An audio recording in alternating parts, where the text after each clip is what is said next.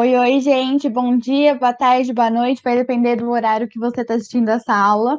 Bom, meu nome é Victoria, eu sou estudante de Administração Empresarial na Unicamp de Limeira, estou no meu penúltimo ano e estou aqui para ser tutora de vocês de História do Brasil, junto com o Douglas.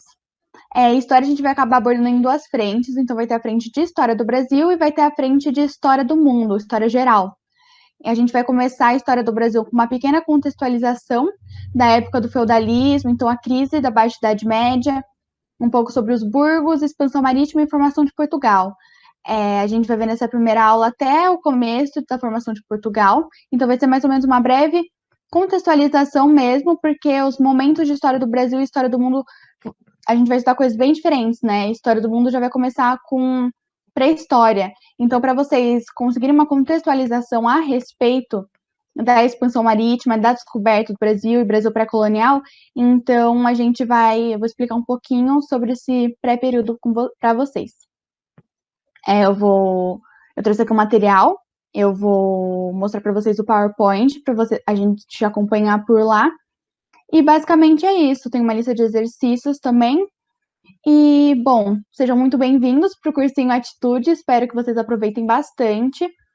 E é basicamente isso, gente, bem-vindos. Vou começar aqui a apresentação. Então, estamos aqui com a apresentação de Brasil, período pré-colonial.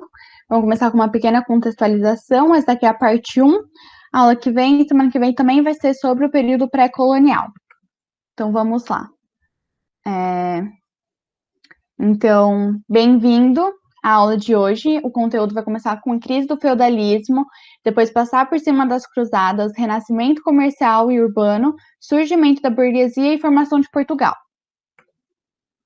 Então, o objetivo da aula é entender o impacto da formação e desenvolvimento de Portugal na formação do Brasil de uma maneira como a conhecemos, e conseguir entender o processo de formação de Portugal para assim entender o processo de formação do Brasil. Já que vocês já estão tendo essa pequena contextualização a respeito de história do Brasil, a gente conseguir relacionar com a história do mundo quando vocês verem mais para frente. Então, o assunto de hoje é Brasil pré-colonial, a gente vai ver uma contextualização da criação de Portugal. Então, a gente vai começar vendo um pouco sobre a crise do feudalismo agora. Então, o feudalismo era um sistema econômico, social e político, pelo qual Portugal, o que hoje é conhecido como Portugal, né, era regido na época da Idade Média. Era um país, né, era um conjunto de terras cujo dono era o rei, e ele meio que emprestava essas terras para os senhores de terra conseguirem cuidar delas, né, junto com o auxílio de camponeses que eram chamados de servos. Então, esses feudos tinham servos que moravam nas terras e trabalhavam para esses senhores de terra. Diferentemente dos outros países, Portugal especificamente, o rei, ele tinha um poder máximo e as terras eram concedidas para os senhores de terra. Então, diferentemente dos outros países, essas terras concedidas não eram obtidas de forma hereditária. Então, o rei dava a terra para o senhor de terra, para o senhor feudal, e podia tomar quando ele quisesse. Então, o rei tinha muito poder nas terras que hoje em dia são conhecidas como Portugal. E, além disso, então, tem essa relação de senhor feudal, de camponês, de rei. Então, o poder máximo era o rei, aí vinha a clero e nobreza, e aí os camponeses. E também outra característica do feudalismo é que era baseado em subsistência, ou seja, tudo que eles produziam era para consumo próprio, não tinha comercialização de bens, que nem a gente conhece hoje em dia. Basicamente, os servos, os camponeses trabalhavam nas terras, produziam, e aí o alimento, né, os produtos ficavam lá entre eles. E outra coisa, né, que nem eu falei, o rei tinha muito poder naquela época. Acontece que, especificamente em Portugal, o rei ele era visto como um símbolo de guerra. Porque estava acontecendo. Naquela época, gente, pensa que a Idade Média era uma época de guerra. Então, o rei tinha muito essa figura de poder. Então, o rei era o protetor, o rei era força. Então, o rei era visto, era muito influente. Diferentemente do que a gente vê mais pra frente, que às vezes o clero tem mais poder. Então, essa é uma característica boa da gente se lembrar. Aí acaba que o feudalismo acaba entrando em crise, né? E com revoltas camponeses. Então, os camponeses acabam se revoltando pelas condições nas quais eles vivem. E também acontece que tem muita fome, acaba tendo um aumento demográfico nas terras e a produção, que era voltada para a subsistência, não dá conta. Então, você acaba tendo muita gente e pouca comida. Então, isso agrava ainda mais as revoltas. Imagem, a gente consegue ver aqui a casa do o castelo, né, do senhor feudal, e dá para ver as terras em volta, onde ele plantava, as florestas mais para trás, dá para ver as pequenas casas onde os camponeses moravam. Então, esse centro onde o senhor feudal morava era o manso senhorio, e onde os camponeses moravam era o manso servil. E o resto das terras podiam ser utilizadas por todos. E lembrando que nessa época o camponês, para poder morar na terra do senhor feudal, como não tinha dinheiro, como não tinha pagamento, basicamente o senhor feudal, ele dava proteção para o camponês e em troca o camponês tinha que fazer certos pagamentos, como por exemplo a corveia, que ele tinha que trabalhar 2 ou 3 dias meio que sem recompensa, na verdade era sem recompensa do senhor feudal. Além disso, tinha a talha, que ele tinha que dar de 30% a 40% da sua produção para o senhor feudal, e a banalidade, que era sempre que o camponês usava algum instrumento do senhor feudal, como, por exemplo, um forno, ele tinha que pagar uma taxa, né, dar um pouco da sua produção para o senhor feudal. E além desses 45, 50%, além dele ter que trabalhar 2 ou 3 dias de graça, e além de ter que dar uma parte da sua produção sempre que usasse, né, um instrumento, ele também tinha que pagar o dízimo, que era os 10% da sua produção que ia para a igreja. Então dá para ver por aí o porquê de tanta revolta dos camponeses, né? Porque mais de 50% de tudo que eles ganhavam não ia para ele, ia para outras pessoas, né? E ainda mais com um agravamento de fome, então realmente gera mais revoltas, né? A pessoa já tá tendo pouca produção e ainda tem um aumento demográfico, então tem que dividir a comida com mais pessoas. A obesidade média foi um sistema que acabou entrando em crise, então devido a muitos fatores que foram esses que eu falei, a fome e o aumento demográfico junto com a fuga dos camponeses. Muitos camponeses também acabaram fugindo, né, das terras. Então, nesse momento, acaba que o rei e a nobreza perdem um pouco de poder, né? A nobreza sendo o senhor feudal, mas em contraponto, a igreja acaba aumentando o seu poder. E essa relação de aumento de influência da igreja acaba gerando o que a gente conhece como as cruzadas. Então, a gente vai ver aqui um pouco as cruzadas. Bom, então as cruzadas, né, eram expedições que foram criadas pelo Papa no final do século XI. Então, eram expedições militares e religiosas e políticas com o objetivo de reconquistar a Terra Santa, que era Jerusalém, da mão dos muçulmanos. Porque o que estava acontecendo nessa época? Basicamente, os árabes estavam invadindo cada vez mais a Península Ibérica e pegando, né, terras que eram dos reinos cristãos. Então, o Papa, vendo toda essa situação, falou: não, vamos fazer as cruzadas para reconquistar Jerusalém, mas também tinha um lado político do lado, que era aquele lado de realmente retomar as terras, então ter o poder sobre as pessoas, ter o poder político. Esse capítulo foi um capítulo muito cruel da humanidade, né? É sempre bom ressaltar isso, porque às vezes quando a gente vê na história, o religioso, então, para reconquistar as terras que eram para os cristãos deveriam ser dos cristãos e para os muçulmanos deveria ser dos muçulmanos. Mas é isso, foi muito uma questão de ponto de vista. Então, na verdade, teve muitas mortes, tiveram muitas mortes infinitas, muita violência.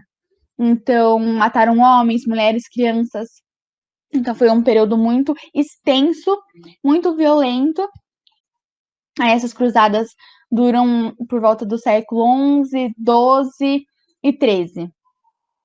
Aí, vale ressaltar que essa reconquista, né, na verdade, no começo não teve tanto apoio dos nobres, da nobreza e do rei. Mas quando eles viram que a igreja cristã estava conseguindo avançar, quando eles viram que eles estavam conseguindo mais poder, eles meio que se tocaram, né, e falaram, vamos participar também, vamos participar desse movimento, vamos reconquistar nosso poder. Então, no caso dos reis e dos nobres, a gente pode dizer que foi um pouquinho mais político, né, do que religioso. E aí, tanto é que vocês vão ver mais profundamente em história geral, mas tem até uma cruzada dos reis. Então, vão os nobres, vão os reis, mas no final eles acabam não tendo tanto sucesso. Mas aí a gente vê essa movimentação. Aí os cristãos conseguiram segurar a Terra Santa por um tempo, mas acaba que não por tanto. E basicamente nesse movimento de cruzadas, muitas rotas foram criadas, né? Muitas rotas para conseguir avançar na Península Ibérica. E acaba que essas rotas acabaram virando formas de comercialização. Então, uma coisa que era totalmente político, era guerra, né? Acabou virando meio que comercial.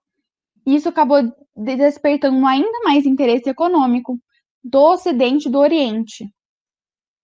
Aí acontece que, vocês vão ver mais pra frente, que os italianos, eles acabam tendo um monopólio sobre o Mediterrâneo, e é por isso que mais pra frente a gente vai ver uma expansão ainda mais, não só do comércio terrestre, né, mas também do marítimo, para conseguir desviar das terras que os italianos tinham centralizado, né, que eles tinham monopolizado.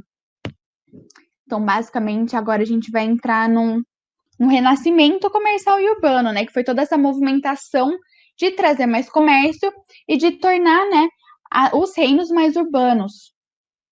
Então, a gente tem novas rotas com o Oriente Médio, com muita comercialização de especiarias, escravo, seda. Então, muitas coisas foram trazidas do Oriente Médio, incorporadas na cultura, né, ibérica.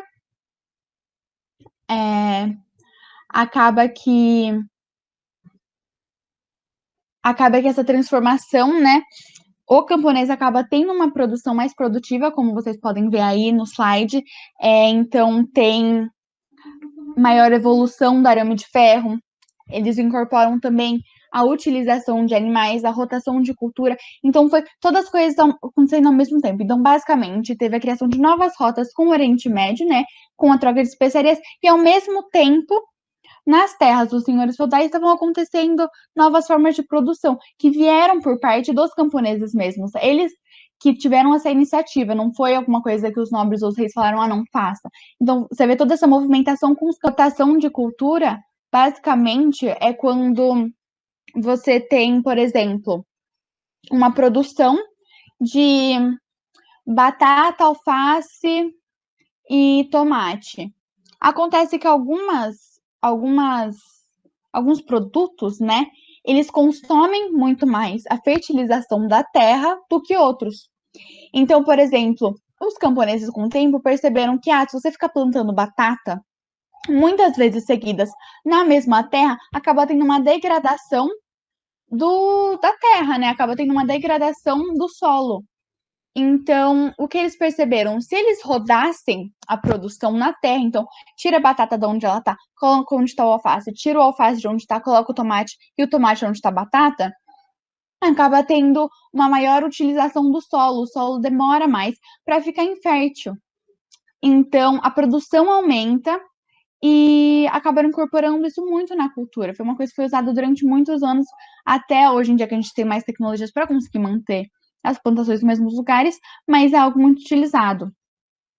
Então, acaba que tem toda essa movimentação, né, de comercialização, de evolução.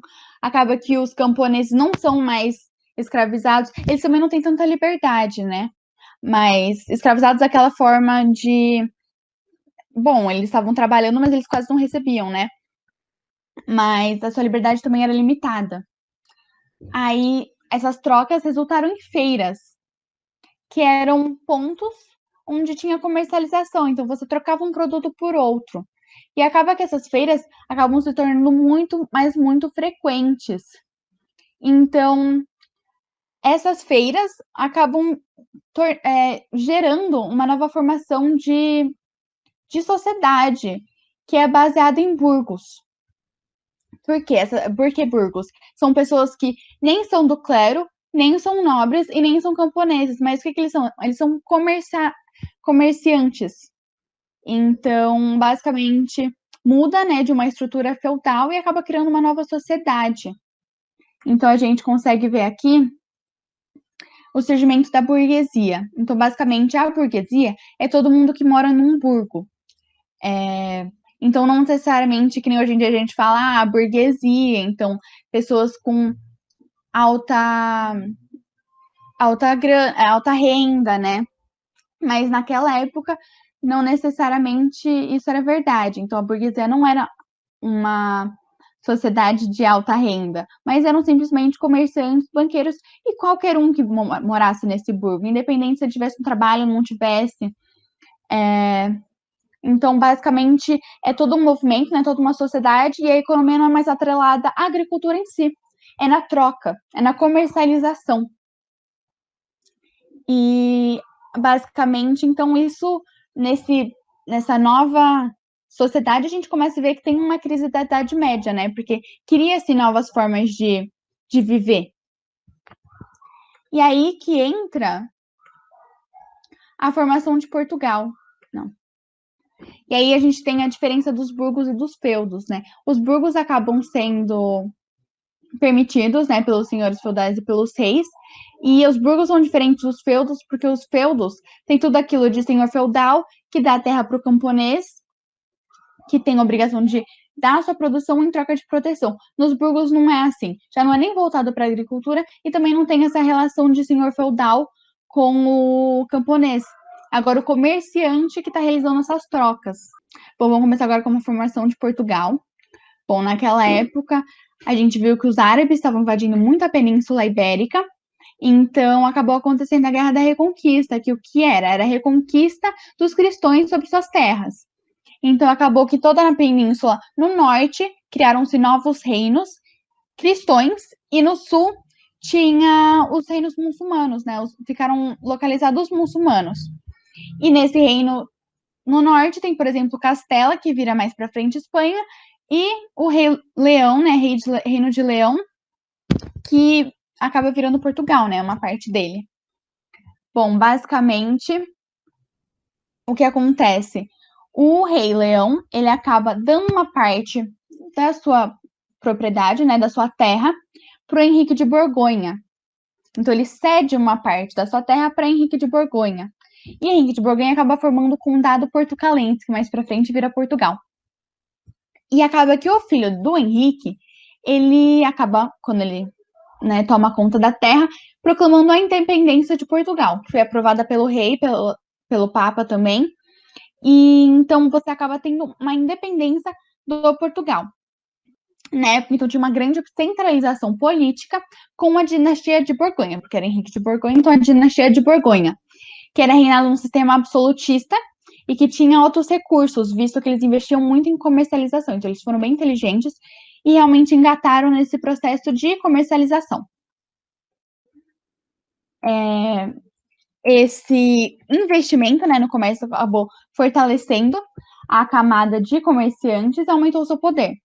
E com o tempo, teve uma aliança do rei com as cavalarias e a burguesia, que foi fortalecida pela Revolução de Avis. O que aconteceu? O que é essa Revolução de Avis? A Revolução de Avis, então, você tem o rei com as cavalarias e os burgueses. A Revolução de Avis aconteceu quando o rei, Dom Fernando, acabou morrendo. Então, o rei Dom Fernando, que estava cuidando das terras de Borgonha, morreu e não deixou nenhum herdeiro homem. Ele só deixou uma filha, que era casada com o Dom João I, que era lá de Castela, era rei de Castela. Então, basicamente, o que aconteceu, muitos nobres queriam que o Dom João I, que era rei de Castela também, fosse rei do Condado Portucalense, de Portugal, né, na verdade. Mas acontece que o rei e os burgueses não queriam isso. Eles não queriam que o Dom João I fosse rei também de Portugal. O que eles queriam? Eles queriam que o mestre da ordem militar de Avis, que é o Dom João, fosse rei. Então acaba que você tem de um lado a alta nobreza querendo que o Dom João I de Castela fosse rei, e do outro você vê os camponeses, né, não os camponeses, aliás, os burgueses querendo que fosse o Dom João. Quem que era esse Dom João? Dom João era irmão bastardo do Dom Fernando, né? Que era o rei de Portugal que morreu. Então, basicamente, era ele que eles queriam que entrasse pro poder. Ele também tinha uma grande relação com comercialização, então acabou que ele entrando no poder aumentou ainda mais a procura por uma expansão da comercialização e assim de uma expansão da expansão marítima, né? Então, mais para frente na outra aula a gente vai ver um pouco mais sobre essa expansão do comércio marítimo. Além disso, enquanto estava acontecendo tudo isso, aconteceu a crise do século XIII. O que é a crise do século XIII? Basicamente, ocorre muita guerra, fome e peste. Essas três coisas, guerra, fome e peste, na verdade vocês vão ver que acontece muitas vezes ao longo da história. Mas acontece que nessa situação específica, elas acabaram acontecendo muito junto. Então foi tudo junto e misturado. Então muita guerra, uma fome, né, por causa do crescimento demográfico que não deu para compensar a produção, e também surge uma peste, então peste bubônica. Acontece então uma quebra da curva de crescimento demográfico, então muitas pessoas morrem nessa época. Então guerras, né, na reconquista da Península Ibérica, fome pela falta de produção e peste. Esse movimento, essa crise, né, acabou gerando a morte de mais ou menos 1/3 da população. E acaba que essa crise tem uma ligação direta com a formação dos Estados europeus. Então, a gente vai ver mais para frente como todo esse movimento, toda essa reconquista, toda essa formação de Portugal tem a ver com a formação dos estados. Mais específico, a gente vai ver o estado de Portugal, né? Então, é basicamente isso, gente. Muito obrigada pela atenção. Basicamente, isso foi, que nem eu falei, uma contextualização, né, do que está acontecendo em Portugal no momento. E na próxima aula a gente se aprofunda um pouquinho mais a respeito da formação de Portugal e da expansão marítima, né, que eu falei no final que a gente vai ter todo esse movimento, né, com agora o Dom Pedro, para realmente expandir por vias marítimas, que também acaba gerando a descoberta do Brasil por Portugal e Espanha. Então, a gente vê isso na próxima aula. Muito obrigada por prestarem atenção, espero que tenham gostado, espero que tenham entendido. Qualquer dúvida é só perguntar. Nós do cursinho Atitude, a gente está à disposição de vocês. E qualquer coisa é só entrar em contato. Muito obrigada.